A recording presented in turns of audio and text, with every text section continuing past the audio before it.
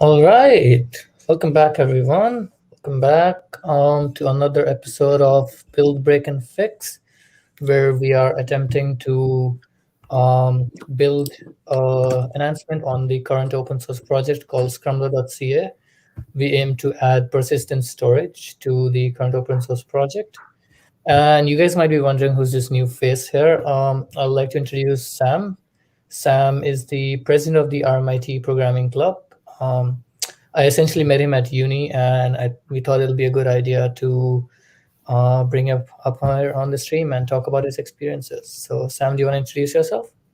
Yeah, sure. So I'm Sam Nolan, as I've been introduced. I'm the president of the RMIT Programming Club.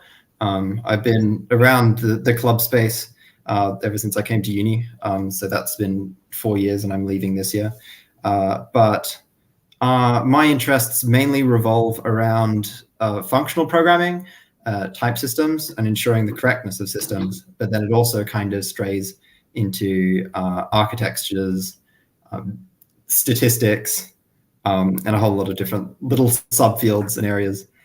So my skills are very wide and my interests wider. So it's a little bit of a pain to describe, but yeah. Okay. What got you into functional programming, though? Like, why? That's my only Functional question. programming. I think when I started off in functional programming, I think it was mainly just like, is a quest for the languages, because I think I originally you kind of learn a little bit of functional programming, but don't really know it's functional programming when you go into JavaScript and Python. But when you start with the quest of the languages, it's like, oh, Haskell's a really tough language, and I'm like, oh, really? Is it now? And then you start Haskell and you realize that the Haskell tutorials have like chapter 9. Part 1 is Hello World, and it's like, what in the world? What are you doing for the first 8 chapters? So it's pretty hard stuff. But eventually, when you bang your head at it for long enough, you eventually you've got a new language under your belt. Nice. And I'm pretty. True. I think I originally used it to build little command line applications. Like I tried to make a projectional editor in it at one point. But then eventually I just use it for general purpose programming because it's such a fantastic language for other people that are not so aware of it. It's definitely worth banging your head up against for a month or so, because it just changes the way you think about programming in general. Yeah. But why only Haskell, though? Like, there are other functional programming languages which are like kind of as good as Haskell. I don't want to step on any toes, but I mean, like, go ahead. So what are some functional programming languages that are as good as Haskell? I mean, there are a lot of them. I mean, there's like I would list. You have Haskell, pretty good, and then you have like OCaml, which I think is a slightly more maybe popular than Haskell, but I'm not even sure about that. And then there's like the Theorem provers, which is like Idris, Agda, Isabel. Yeah, as well. But I think that honestly, if you're going to functional programming, Haskell is surely the first one that you'd want to go to. Right. Yeah. So, do you want to give our viewers a bit of what exactly is functional programming? What has it different to scripting languages or object-oriented programming languages? Absolutely. Let's go for the rant. It's been a while since I've been able to do this one. So, functional programming. The stream. You can start. Yeah. So yeah, functional programming to really hook you onto it. It's impossible to describe because there's so many different concepts that makes functional programming different from normal programming. And one of the first times is when you come to functional programming and you explain functional programming to someone, they're like, oh, but don't we have object-oriented programming? And I think they get confused with the concept of a functional programming language and a procedural programming language. So before going further, C is not a functional programming language. It's a procedural programming language. And when I say functional programming language, I'm talking about Haskell, OCaml, ML, the theorem provers that I named, like Idris, Agda, Coq, Isabel. And if you think you know a functional programming language that isn't one of those, it's probably not a functional programming language. It's probably not something you've experienced, and my gosh, you have got quite the opportunity up your sleeve if you just spend a little bit of time with it. But the main thing with functional programming languages, and the thing that makes them absolutely wonderful, and you're going to it's going to be very hard to believe. Yes, C is imperative, 100%. C is an imperative language, and that functional languages are different on the level of being imperative versus functional. And so most languages you've worked with are probably imperative, with these languages being functional. But what the great selling point of functional languages is that there's this magical thing with functional languages, whereas when you code with the functional language, usually the first time it compiles, it operates and works correctly. So there's this magical feeling that you normally get in other languages where it's like, oh yes, first time. Well, that's not that magical in functional programming languages because it just always works first time, or the vast majority of the time. And the features that allow functional programming languages to do that are quite manifold. But one particular one is that they are very strong on type systems.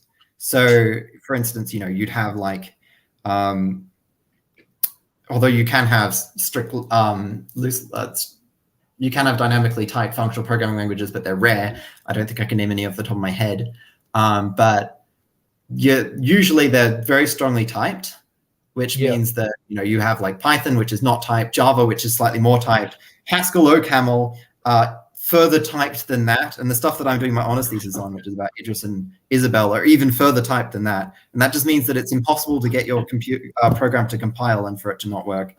But then there's a whole lot of other features about like the way that you think about and write programs that make just a functional programming language both impossible to describe and absolutely fantastic at the same time. I mean, I could go through some of those, but I'm not sure. I mean, you kind of just have to try it. Yeah, for sure. But I kind of like the fact that like FPs are really concise and still they retain a lot of their semantics. But how do you feel about these kind of languages being used in the industry, because they're not heavily encouraged? But I know some places that Haskell is being developed in production as well. So how do you feel about that? Oh, I mean, the thing is when you're doing these types of trade-offs, like, okay, for a little bit of context, my current thesis is actually on trying to diagnose problems with the usability of what we call interactive theorem provers for use in industry. I'm talking about functional programming languages, which are like, Haskell and OCaml. And what's fantastic about a functional programming language, and why you probably should be using it in industry, I believe, is that, as I said, it's a lot more difficult. It's a lot more difficult to write bugs into it, although it is also more difficult to learn, and there isn't as great a tooling ecosystem around it. But I still think that change is definitely worth it, 100%, because it just removes the bugs, regardless of that ecosystem. But then, like, I guess what I'm currently doing, which is interactive theorem provers, which is the one step over from Haskell into programs that you can actually prove operate correctly. So you have some sort of formal written specification about how your software works, and then you write into your programming language like Isabel an actual proof as to why it works. And as you can imagine, these types of tools are even less supported than Haskell or OCaml. They have a smaller ecosystem. So I guess it's the trade-off really with how difficult it is to hire people of those category who have those skills, and how difficult it is to use them versus how little errors you want. Right. Yeah, that makes sense. So, Andre. And I will agree that yes, just because it compiles doesn't mean it's valid or will work at runtime. This is 100% true. But I think what's fantastic about when you go down this this hierarchy of type systems is that you can slowly remove different classes of errors. Like one of the I like that you're currently doing a backend in Express currently, because I built an application that was called May, and I think I spent most of the time fussing over type systems and how to make really cool statically typed architectures. Yeah. One thing that I was able to do with a little bit of a GraphQL and typing was that I was able to completely type the interface between the front end and the back end, which means that I would get type errors anytime there was a misspecification of the protocol of the way of the API. Right. So if there was like a field that was missing, that would like produce a type error on one side or the other. And I think that, yeah, as you go down the chain, obviously, yes, you can't get to 100% perfection. You almost can with like theorem provers, but you can definitely go a long way in removing massive classes of errors when you go down that type of hierarchy. Yeah, no, that makes sense. Zen, do you have any questions to ask him? Yeah, I just wanted to ask him. I know you said the term interactive theorem provers. I haven't really heard that term. Would you mind describing, I think, what that is? And yeah. So interactive theorem provers are fantastic pieces of software. So the general idea is that if you were to go into a university that wasn't RMIT, what they do is that they would get you to write a computer program, and then they would give you a pen and paper, and you'd have to prove loop invariance over why exactly that computer program works. You know that? Right. Yeah. It rings a bell now. Mm-hmm. The idea is that that's theorem proving. So you have some sort of theorem that your code works the way that you expect it does. Yeah. And then you, with a pen and paper, try to provide a proof as to why that piece of code operates correctly. Theorem provers try to help you find proofs for why that code operates correctly. Right. And those theorem provers are split into two categories. You've got automated and interactive theorem provers. So automated theorem provers attempt to try to find a proof for the correctness of your software automatically. But because the trying to prove correctness of software is an undecidable problem, sometimes it's quite a difficult algorithm. Sometimes it doesn't terminate, and it requires user intuition to be able to interact with the proof to construct verified software. Like, for instance, some of the things that have been done with interactive theorem provers is they've built fully verified microkernels, cryptographic libraries they've made. They've also made a CompCert, which is a certified C compiler in Coq, which just, is guaranteed to operate according to their specification, which is fantastic. So that's the type of space of theorem provers. So that's, I think, going right to the very edge of what's possible with type systems. And obviously you shouldn't do that for every project, because otherwise you'll just drive yourself into a wall. Right. I see. Yeah, that makes sense though. Talking a bit more about Haskell. So I've heard like a lot of people say that there's a problem with Haskell's syntax, or a lot of people say it's too arbitrary, or it's kind of traditionalist. And I've also, when I was reading about it, I heard some people say that if there was a combination of Haskell with a Python syntax, that would be the best thing in the world. What do you think about that?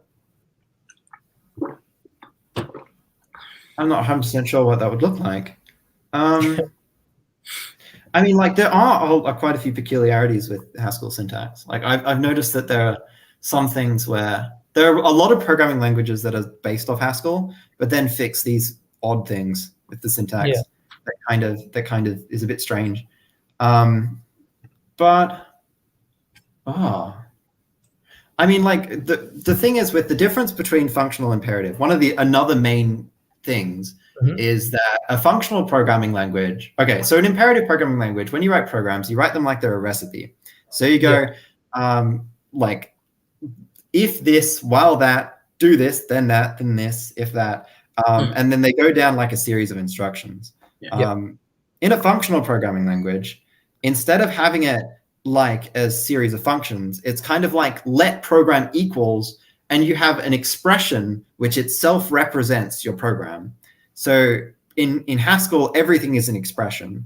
And because everything is an expression, that kind of means that you have syntax that looks a little bit bizarre to other programmers.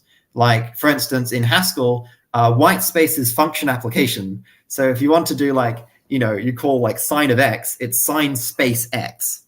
Yeah. Which is incredibly unusual to most programmers, but makes a lot of sense when you're applying a lot of functions. So I can't really say that that's I would be surprised if it was syntax that was the constraining element in understanding languages like Haskell. I'd be more like less surprised if it was stuff like, I would think it'd be more like understanding concepts like monads and how they work. That's an interesting decision, but I guess it was one that they decided to go with, which is always fun. Yeah. Okay. Nice.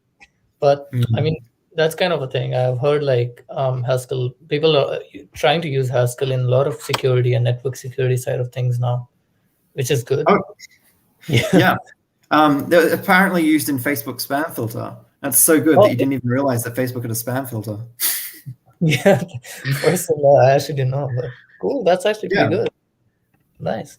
But I guess moving on to our first 15 minutes we dedicated to functional programming. Let's move on from that. But I guess next we kind of want to talk about your experiences at the RMIT Programming Club and why do you think it's important to join these things in the university level? The RMIT Programming Club. Well, yeah, with me at the RMIT Programming Club, I definitely enjoy trying to explore the edge of what's not like really taught within school, because I think originally in RMIT, I don't think even Python was taught, which is a little bit concerning. So we did a lot of Python workshops, but I think right now that there's a lot of opportunity to be explored within Rust and React, because I think React is taught like once, and I know I like to call shit on React sometimes, but I think it is an important skill that people need to learn if they want to get out in industry. So I think it's incredibly important to get involved in the different types of initiatives. Like even you, Kartik, I know you're guilty of running some fantastic AWS workshops, and like to be able to have that good understanding of cloud. Honestly, I'm not gonna lie. I feel like that if you just kind of put your effort in learning what's actually kind of required of you rather than what's kind of put in front of you in an assessment sheet, you're going to go way further. And although I haven't really looked into the space because I haven't got hired yet. I'm pretty sure that that's the type of stuff that people would be looking for. Yeah. I could see the pain in your face when you said React is good. So. I mean, like, it's necessary. React is an industry. And the sound as well. I think React is a fantastic step forward. I could, for context, I think I've been posted with saying that React is the worst thing that's happened to web development. Please change my mind. And I disagree with my old sentiment back then. I think React is pretty good. It's a step forward, but it's missing a couple of features that I would prefer. To say you were posted is less. That was my first impression of you. What the React? Yeah. Oh, I mean, it's good. It's good to be opinionated, I guess. At least you can, if you can hold your position. But yes, I'm often teased about that one. Yeah. Yeah. If anyone's curious about that, I prefer Elm over React, which is what I use in my applications, simply because the state management is so much better. And there's so much opportunity using functional programming languages for using from the functional combat points. But yeah. Right. Well, then do you want to take over and go ahead, or do we want to go ahead and work on this stuff? Unless you've got more questions for Sam, I just had one question in the middle. So as in, how did you guys meet? As in the first time? I'm just a bit curious. What, Kartik and I? Yeah. I think Kartik remembers the first time we met. I think it's what happens when I'm a club executive is I meet a lot of people. I'll see if you remember, actually. I think, did we meet, was it the first, was it also the welcome event, I'm guessing? Yeah, it was a like the welcome In event. Yeah. VX Labs? I don't remember if VXX, but you had a thing, some sort of game on some sheet of paper. I forgot what it Was was. it underneath the was it on like the Rusu room underneath the level Yeah, 4? yeah. Oh yeah, I wrote a paper program, I think, where everyone had one role. Was that it? Yeah. Yeah. I still don't understand what it was. If you want to Yeah. explain. So what I did is that I wrote a program by giving instructions to people about like when you get this message, do that, and they had to try and work out A, what the program was, and Oh, B, if there was a bug within the program and how to fix it. It Ah. was so good. Everyone was confused. I thought it was a little bit more obvious. It was calculating Fibonacci numbers, but as it turns out, Okay. it was a lot more complex. A lot more confusing than that. so even Zen and me were thinking of doing like a YouTube video in which we just go to Melbourne Central with a whiteboard, Mhm. with a program written on it, something like Fibonacci only, and we're gonna ask people to debug it for like $10 or something, and we're gonna record it. Oh, no. And that might go viral as well. But please, Sam, if you come, we might lose a lot of money. Oh, yeah. I think honestly, the only people that would come and do that would be the people that can do it, which you'd probably lose money either way. True. But we Yeah, go that viral, so it's a trade-off. Yeah. It doesn't matter. Yeah, True. but yeah, True. it might be interesting to kind of see Mm. what the public intellect is about programming. So Yeah, Yeah, absolutely. I think we should really organize it, and if Sam yeah, can join us as well, that'd be that'd be amazing. Actually. phenomenal.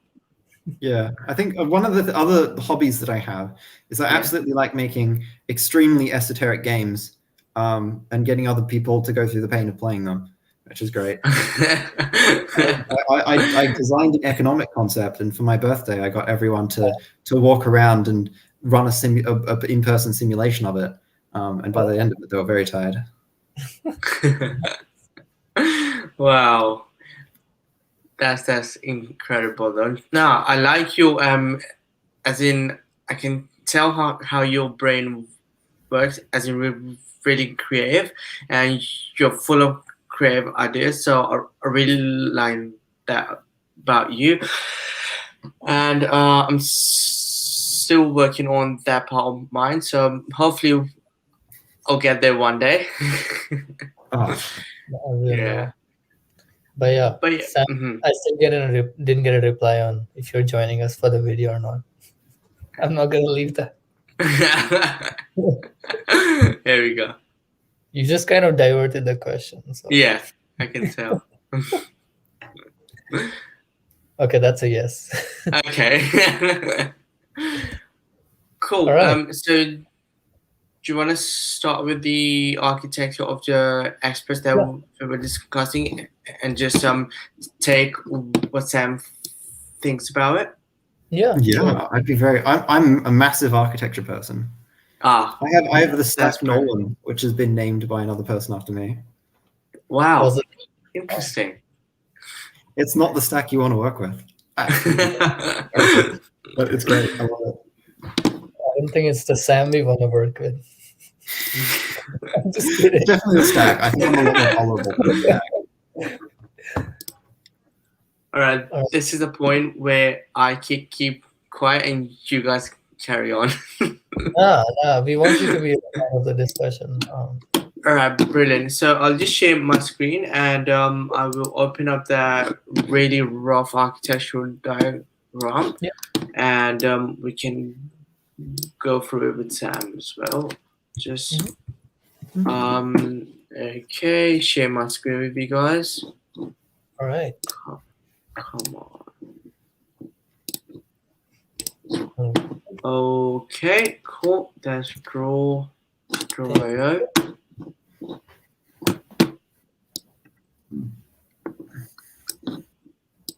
Okay, and I'll just open that up in in in Royal when it loads. Yeah. Sure.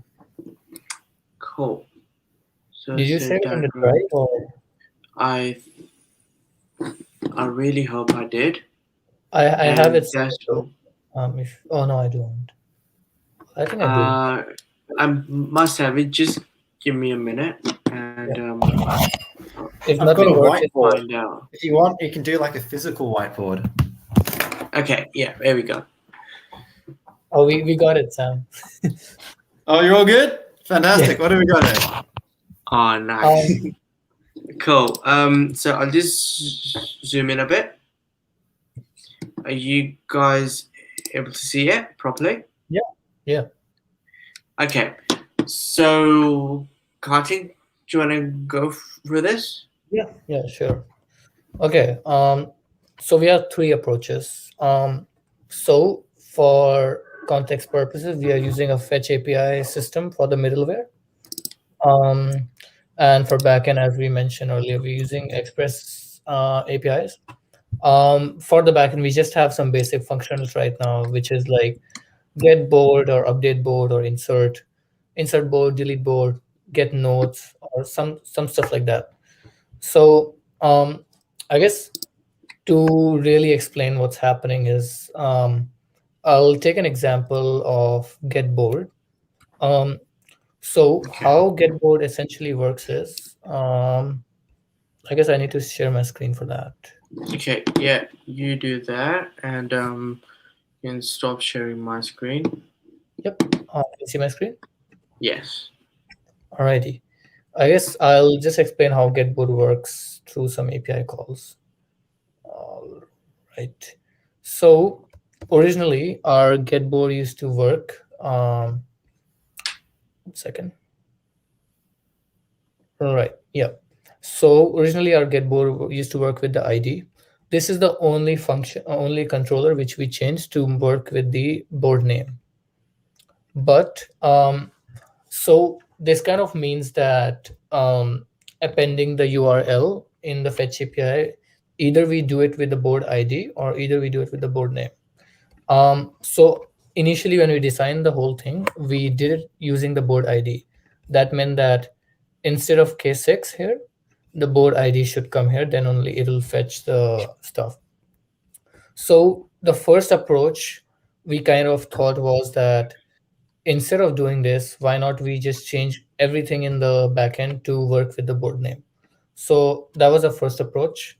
Um, on which we kind of really give it a thought and we started working on it. That's why get board works with the board name and not with the board ID. But then again, it kind of came to our mind that there must be an easier way to do it because we don't have to go ahead and change the whole backend architecture to just make fetch APIs work. And it only makes sense that it works with the ID because board names could be redundant and there could be repetition in board names. That's not a big problem. So the second approach we kind of came across was to create a function called get board ID, which passes the name, which passes this, and gets this to the middleware. And when it gets back to the middleware, then it can call a get function or a delete function or insert board function, whatever function we want to call. We can just append this board ID in the URL after getting the board ID, after passing the board name to the backend.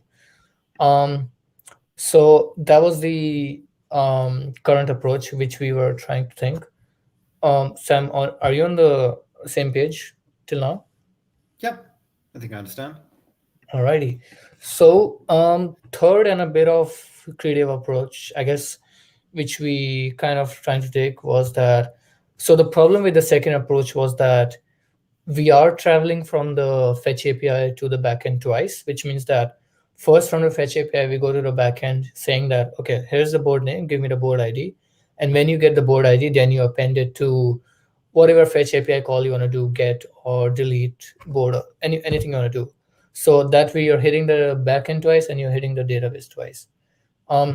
Third approach, which we kind of came up with, was that you go to the backend with a thing called action in the body. That action could be a delete or get or whatever it is.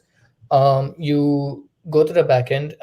There will be a specific variable in the JSON in the body called action, and it'll specify what action needs to be done. And in the backend, when it goes, it'll just pass the board name, and it'll just do the action in the backend, and see um, what controller it's relating to. Let's say the action thing said delete, so it'll just go to the delete controller in the backend, and it'll do the thing, I guess, accordingly, and it'll have a response as well. If it's a get function, the response would be the JSON board, or else if it's a delete or something like that, we can always respond with the status. So if you have any questions, Sam, or even Zen, before we start discussing, I guess we can talk about the questions first. I mean, like, actually, now that I've heard of those, I'm like, oh, those are. So can I ask? The first question would be, with the second option, you said that you had an API endpoint that got the board ID given a board name. Is that correct? Yeah, so you create like a get function from the backend. Yeah. But what I was surprised by is that I'm surprised the fact that the front end knows the board name without knowing the board ID. I would kind of expect that on the request where they find out about the board name, that they find also about the board ID. Yeah, go ahead. ahead.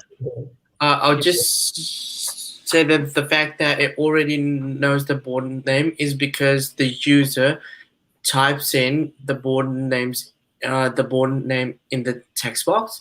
As in, say for example, if you created today a board name called Sam1, and tomorrow you want to go and get all that board, you would just write the name as in Sam1 and then press get, and then that's how it already knows the board name already. Oh, does that make sense? Yeah, I understand. So the reason why you don't have an ID is because it's not even in the back end yet. Is that correct? No, it is. Insert the board, it is. So yeah. So when you insert the board, okay, a bit of a simple terminology. When you create a board, as in a new board, that is given a unique identifier. Yeah, that's given a unique identifier. Okay. So, yeah, I guess if you don't have any questions, do you? Any of you guys? I don't know about Sam, but I'm good so far. I wonder if I could draw this somehow. I like this. I've got a whiteboard here. Let's give the board action. I guess I have I just forgot where it was. I think what we might do, we might invest in one Kartik. I think I can share my screen. Yeah, I can see Yes, it. you can. You should be able to. I'll share my screen. What I'll do is I'll open up a new drawing on Chrome Canvas, which I've got a fantastic. Let's do this. Ask Sam to design a Twitter page. No, thank you. No.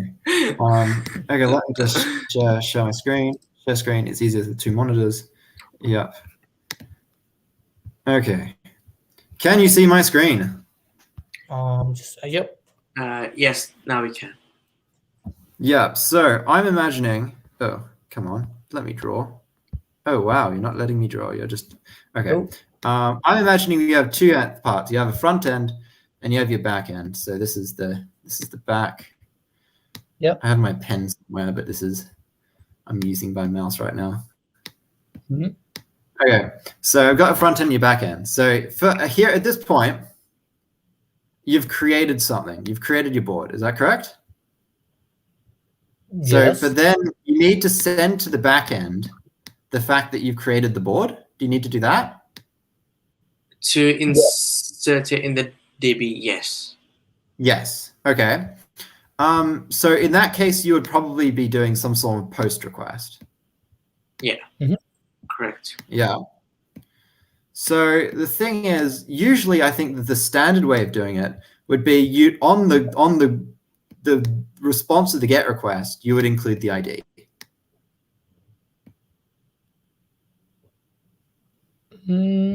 So what Does you're that make trying sense? but we are not. Wait, get request of what? Like, what are we getting? Sorry, this is a post request.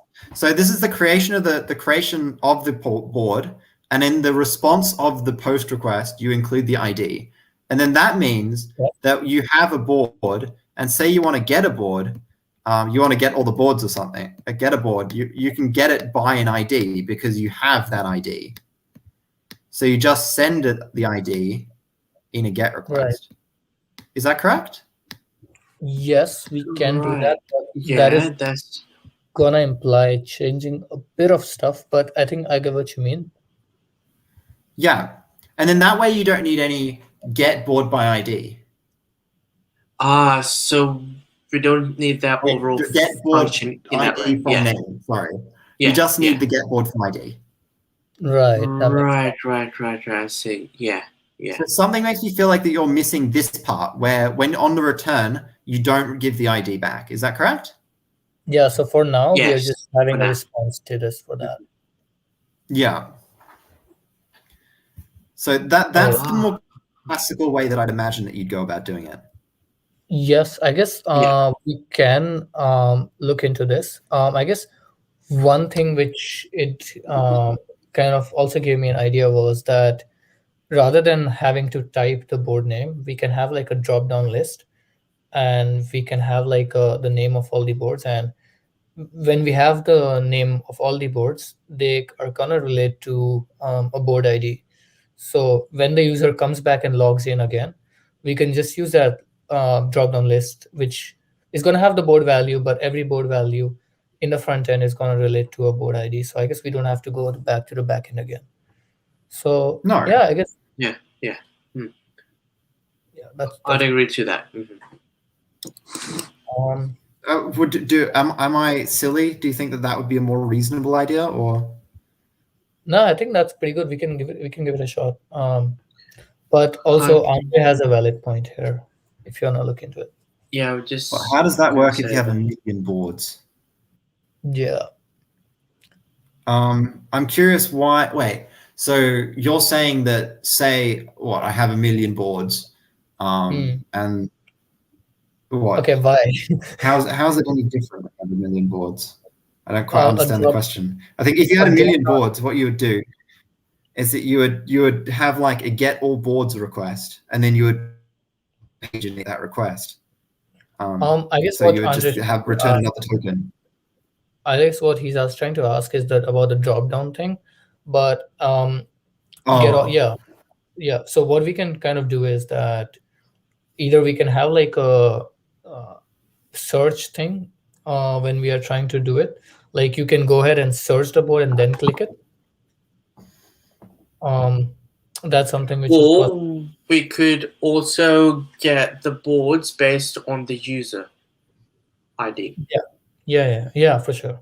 Yeah, the user's gonna log in first. Yeah.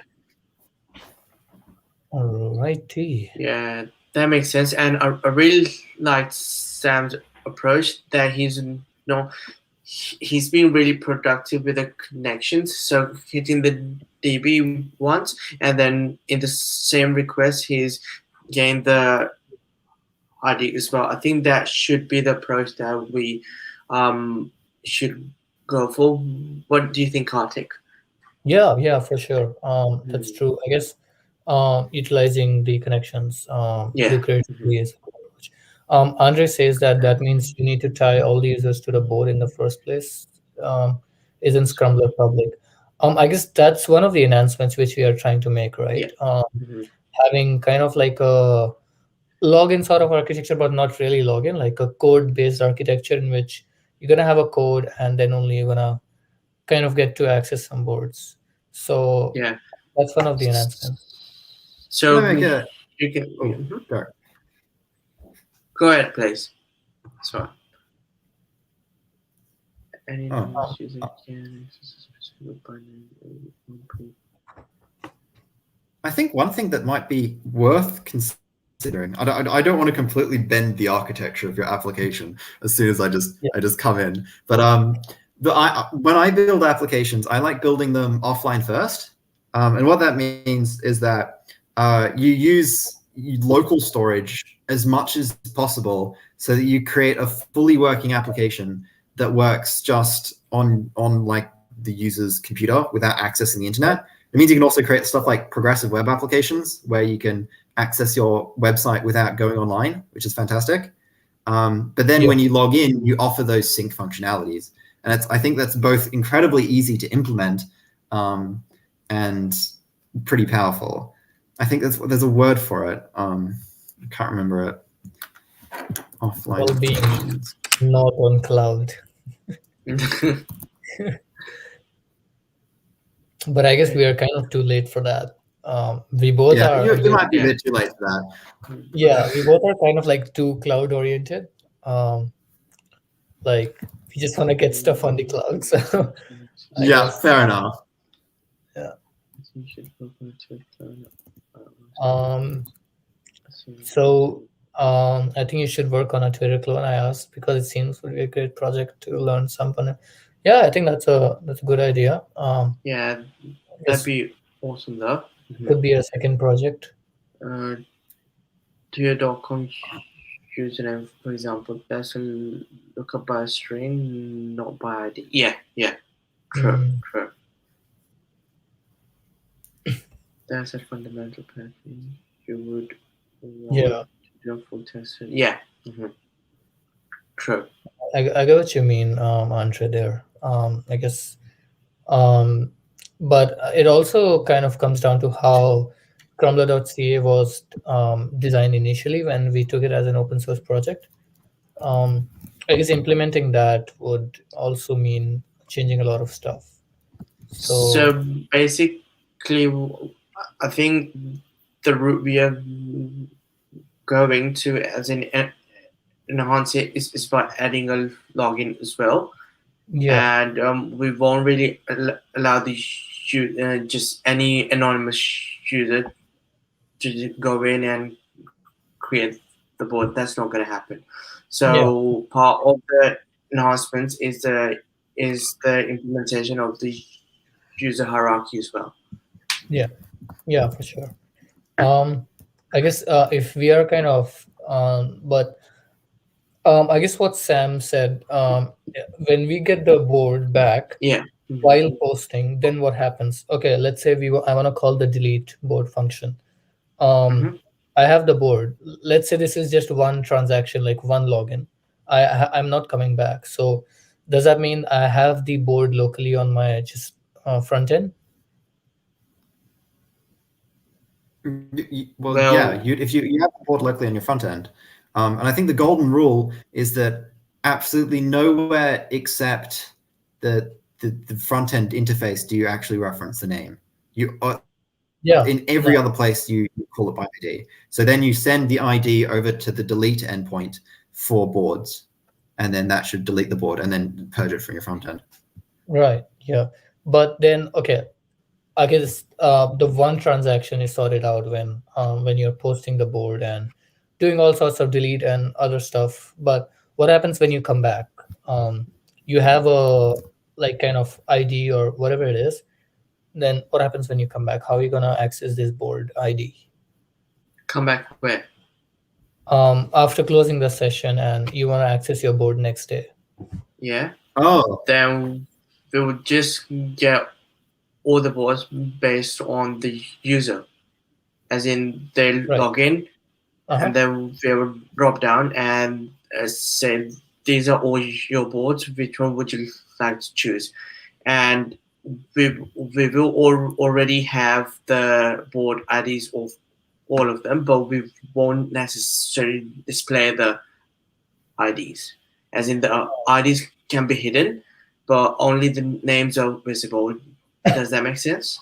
Yeah. So I guess after the login function you are saying, but I guess that's also I don't think that's the time for that, but at some point in the future, we might have to go back to the backend and add the what user does the board belong to, like some kind of relation, which is one too many, of course, but we might have to go back. I mean, we have to for that. Which means we'll have to do two separate transactions. Is that what you're saying? So I guess initially we weren't looking on that side of things. That to Yeah. Initially, like the whole project was like kind of like an open source thing that anyone could access stuff. But if we are thinking to move towards a bit more login oriented side of things, then we might have to set some schema and set some kind of relation between the users and the boards and change that in the backend express as well. Right. Yeah. That makes sense. Yeah. It does.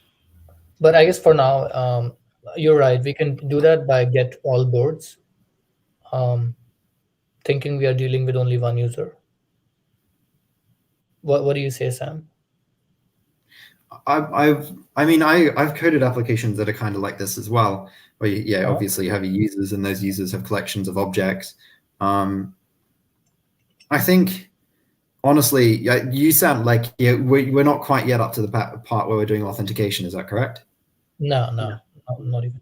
Yeah, authentication is a nightmare in and of itself. And obviously, when you authenticate, you need you hold the token in local storage, you refresh it, you access it, you gain all your data by just calling get on whatever the resource is. So it depends what path you want to go down. And I feel like if you really want to worry about that right now, which you probably do actually, it might even just be easier to just do an entirely local application for starters. Too late for that. Like, I'm not going to lie. Too late, man. Too late. I think it's too. I think the amount of time and pain that you will go through getting an authentication set up, if you haven't done that before, will be I guess much greater than just. We're going to only use AWS Cognito for that. So, I guess that. Have you ever done AWS Cognito? Yeah. So remember the app which I delivered, the workshop?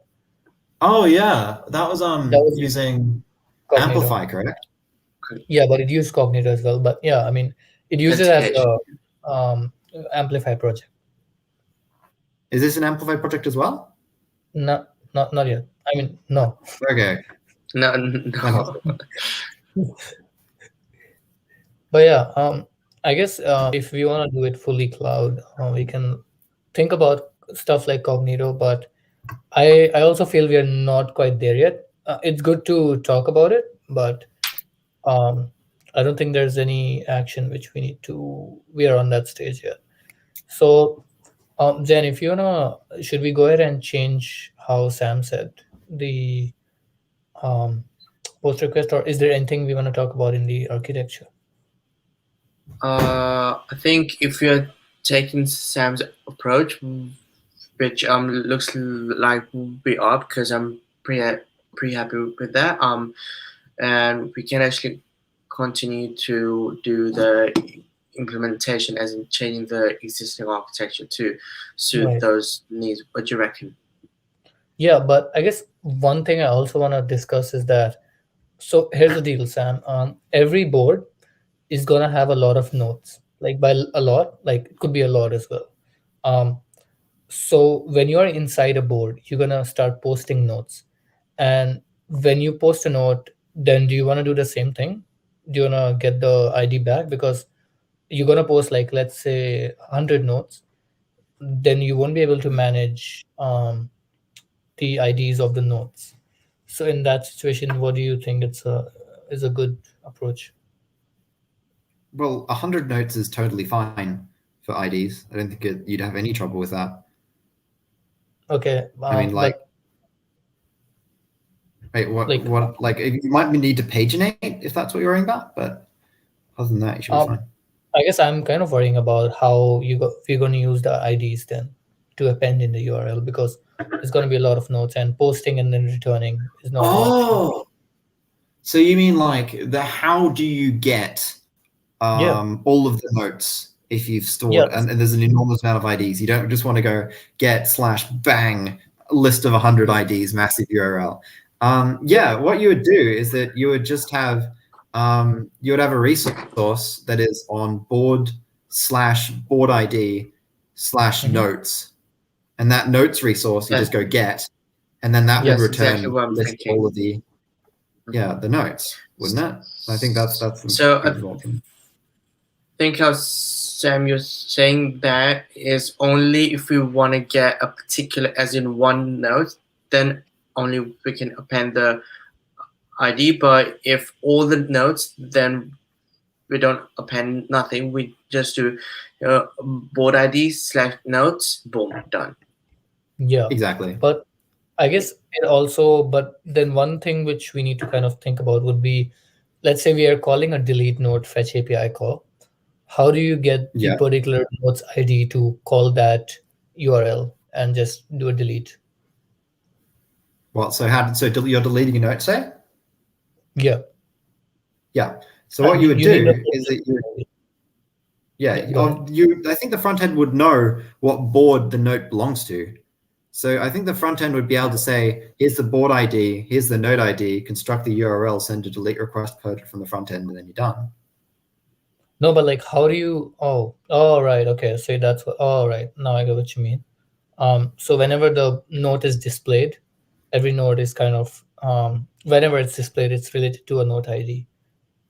Yeah. Yeah. All right. I guess that's something which we can tell the front end team as well. Then. We would have to. Yeah. Wait, you have a front end team? Yes, we are say 4 people. Oh, fantastic. As in 5 now. 5. Oh yeah. Yeah. So some people are working on front end, some are doing the back end stuff, and then I'm the project lead. Marvelous. Nice. But Yeah. yeah. So I think I'm really happy with all the points that Sam has actually highlighted, and it really, as in, indicates that that's efficient, and we're using all the resources only to the point that we need to, and none extra. What do you reckon, Kartik? Yeah, I guess let's do that. I guess for now we just need to kind of see if all the get nodes and code function are working, and not really worry about how they're going to be implemented. Yeah. I mean, sure, we are worrying about that, but not in the sense that how in a particular user story it will be implemented. But yeah, let's do that. We have like 7 minutes left. Yeah. All right. Let's do that. I'll just so I would have to change the backend a bit, isn't it? Yeah. Wait, what do you mean What is by the MVP? most valuable programmer? Most valued programmer? No. I think it's minimum viable product, I heard. That's some humor there. All right. I'm going to share my screen. Oh, Minimum viable product. Yeah, most valuable product. Or most valuable programmer. I like that. yeah. I guess, but Andre do has a point here. What's the least work? Right. Hang on a minute. Sure we would.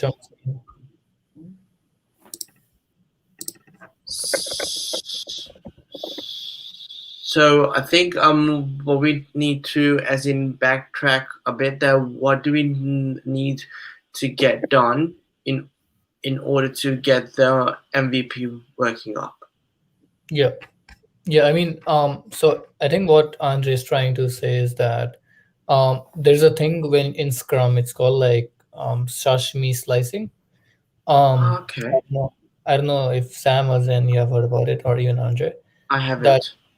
That's just a way of developing in the sense that you release small bits of slices. So I guess what he's trying to say is that we need to, what's the basic functionality Hmm. we can work, and then Yeah. look for what's coming. Hmm. Yeah.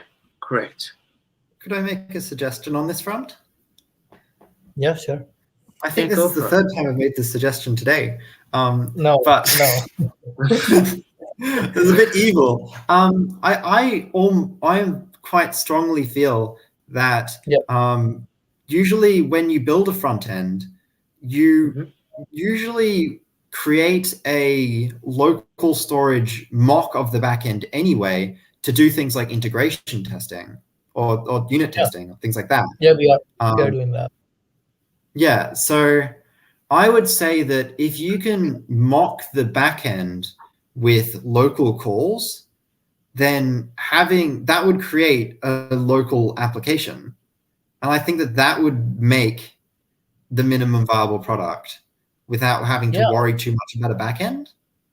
Um, yeah, I guess we can do that. So what we used to do is we used to set up a local DynamoDB, and it used to, the app can work perfectly on local as well without using cloud. So if that's what you're saying, like that is a possibility even right now. I think what Sam is indicating, and I could be wrong here, and correct me if I am, that you're saying to use local storage, which would be a cache of a system to create the entire app on that. And then when that's all working, then we can switch to persistent storage. Am I right? Well, Yeah, yeah, but as Andre said, you can't release a mock store. It kind of is Yeah, you can't of really course. release a mock store. So I didn't quite mean like local DynamoDB. I actually or a local backend. I just meant running it entirely as web local storage using like indexed DB or window.local storage to Right. completely mock the backend, and then from that you'd be able to you'd interact with a fake backend, which would just interact with itself. I guess store yep. it inside the browser's local storage, and then that way you could release that, and Yeah, that but would probably work. I think that's already happening in the current live version, which is a Oh, scrambled or fantastic. CA. So the whole point The of whole us point. working on this project, go on, Carter. Yeah, no, you good. Okay, cool. The whole point of us working on this is because we want to add some persistence storage. So at the moment, what's happening with the live version is that when the server goes down, then all the data is vanished. Okay. But we want the users to have the data even if anything happens to the server. Yep. So that's where DynamoDB comes in as Right. as a persistent storage. Yeah. I also kind of want to mention that so we are working on like our project managing skills as well, and Yeah. going back is kind of not an option because we are working in like a Scrum Ah, environment. So, but I also wanna point out what Andre is kind of saying, that we want to work on the MVP, and Hmm. going back to local storage is kind of literally going reversed rather than Yeah. trying to make the viable product. But I also respect what you're trying to say. Like that's the kind of correct way to develop, or won't say like the correct. I guess that's one way to develop it in a efficient way, if we want to put it. Um, but if we want to look at also the project management side of skills, and there are like a lot of people involved in it, and we want to make the least product which we can release as soon as possible. Um, I guess it only makes sense that we kind of stick. I know Sam doesn't like when someone just, And but I yeah, guess I can tell by his facial expression that he's really passionate already about the thing that we're doing, and he wanna turns things around. But I totally respect your opinions and facts, Sam. And that is kind of as in the right and efficient way to do. But I just really wish that Kartik brought you on the show as in 2 months before, Yeah. so we can actually start off from that method in the first place. Yeah. You know what I mean? Yeah, I really wish that. But at the moment, say we have come this far that if we go back, it will probably be the opposite direction that we want to go to achieve our chief goal. Does that make sense? That makes total sense. Go. Although I'm definitely going to make a couple of pull requests on your repo. For sure. After I'm done with the ridiculous amount of stuff on my backlog right now. But yeah. Cool. Add a testing framework. No, for sure. If you wanna kind of contribute, we can put you in the That's brilliant. Yeah. For sure. Yeah, I could actually invite you as a contributor in the repo, but yeah, let me know. I will pull request. I will be a potatious software Pull developer. request it is. Yeah. Appreciate that. I guess Cool. that's time for today. What do you say, Zen? Yeah, as in, I don't really want to take more of Sam's precious time. He has already, as in, given us a lot more than I was anticipating, and thank you very much, Sam. As in, your knowledge about programming is way above than me, and I totally respect all your opinions. Yeah, me too. Thank you. Alrighty. I guess that was pretty good chat with Sam. And thanks again, Sam, for coming in. And I guess we had a good talk. And the blog of this stream would be really interesting to see. Yeah. We It kind would of be. we blog every stream, right? So watch Yeah. out for that, Sam. So, but yeah, I guess tomorrow we'll come back and draw the architecture on Yeah. Lola, and maybe start implementing a couple of controllers tomorrow. So yeah, That join sounds like a plan. Yeah. Do you have anything to add, Sam or Zen? Sam is itching to say There's- something, and there's one I'm little waiting thing. for One his tiny comment little now. thing. Yeah, Yeah, go on, sure. go on. No, I'll go have ahead. to do this. It's just really quickly. You know, Yeah. option 3 you said earlier with the actions list. Yeah. If you want to do something like that, it's called GraphQL, and you should follow standards. That's Yeah. GraphQL is the way to go with that type of stuff. Yeah, we can look. But other than that, yeah, okay, I'm done. Now, Sam, on a serious note, really thank you for taking the time to come on, and also for your valuable opinions, which you sound really passionate about, and I totally respect that, and yeah, look forward to inviting you to the show again if you're up for it, and you want to add anything? I think thank you so much for letting me be on the show and talking too much about my unusual architecture opinions. But yes.